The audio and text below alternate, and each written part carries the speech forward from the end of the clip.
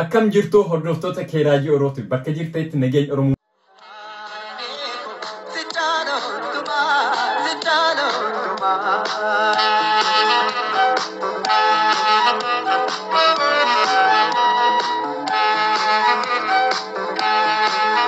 Hada qophii xiqqoo daqiiqaa 10 hin caalle wayii qabadhee dhufee jira. Qophii kee keessatti waa hedduu irraa barattan jedhee abdii qaba. Warroonni naaf haaraa taatan bakkatti subscribe jechuun tuquudhaan subscribe godha. Warroonni naaf haaraa ta'an warri yeroo hunda maamila kan koo taatan baga dhuftan isiniin jedha.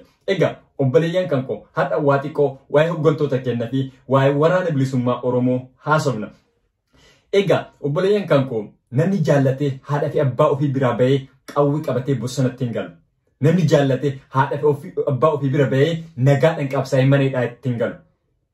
Kanaafuu warroonni waraana bilisummaa Oromoo qabsoo karaa nagaadhaan geggeesse jedhanii qaalittii jiranii fi warroonni immoo waraana bilisummaa Oromoo qawwee qabatanii bosona Oromiyaa keessa jiran hundi isaanii nuuf goota.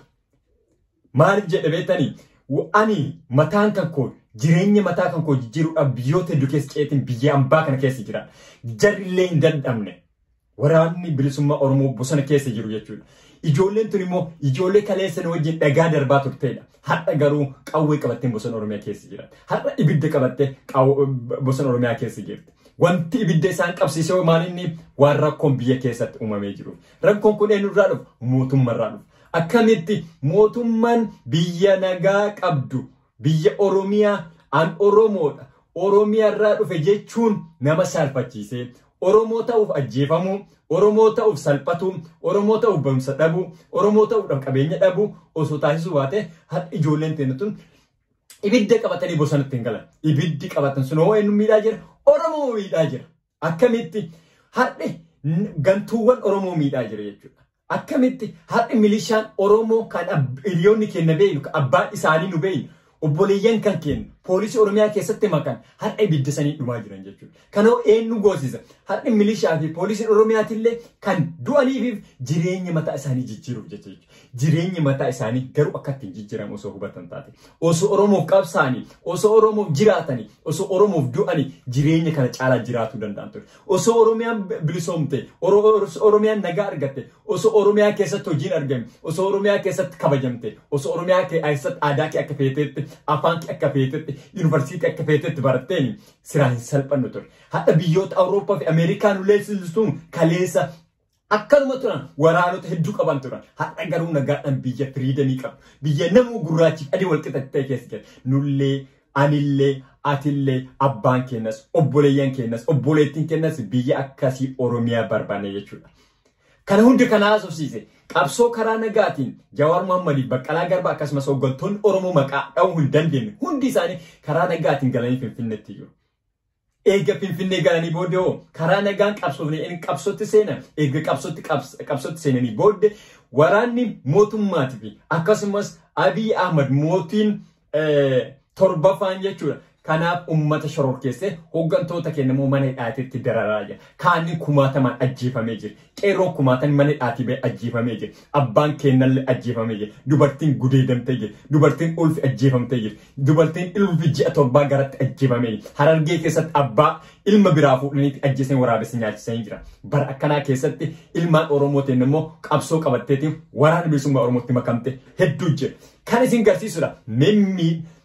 Waraanni bilisummaa Oromoo hin jiru. Waraanni bilisummaa Oromoo nu bilisoomsu warra jedhan hadha viidiyoo kana naa affeerami naa affeera. Lala viidiyoo kana sirratti.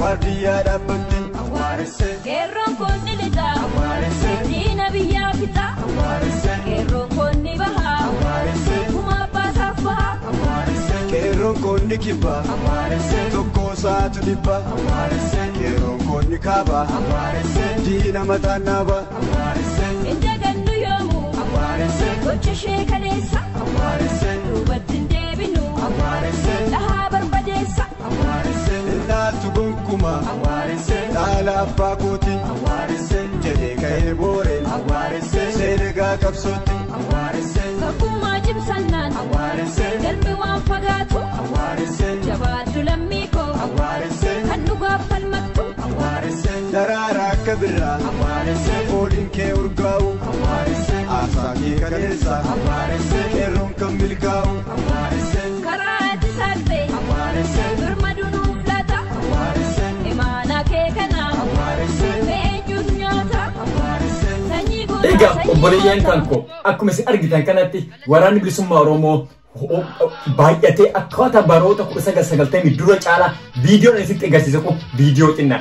Viidiyoo baay'een karaa Booranaa, Gujiirraa, Wallagga keessa, Horroo Gudurraa, Dambidoolloodhaa, Gudarirraa, Shawaa Bahaattirraa akkasumas immoo Arsii keessatti muraasni argamaa jiranii Baaleetti illee viidiyoo ragaa ofitti ba'uun argitan.